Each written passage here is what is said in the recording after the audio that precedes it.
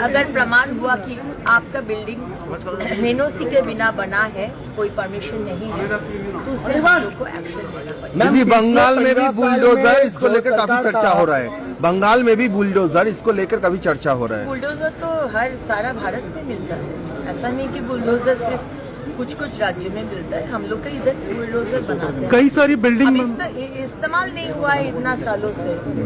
Under the table dealing हुआ, bribe लिया गया, तो इस्तेमाल नहीं हुआ बुलडोजर का। फिरहाद हकीम मेयर थे। इस्तेमाल अगर ठीक तरह से पिछला सरकार और फिरहाद हकीम के डिपार्टमेंट और बहुत जरा और भी मेयर है, वो अगर देख लेते ये विषय कि इलीगल नहीं, ये इतना छोटा सा गली में तो फायर गाड़ी भी, ब्रिगेड गाड़ी भी नहीं घुसेगा, तो अब परमिशन कैसे दिया? ये 5 तला मकान का कितना पैसा लिए मेयर साहब और दूसरे टीएमसी के अधिकारी, विधायक, सांसद?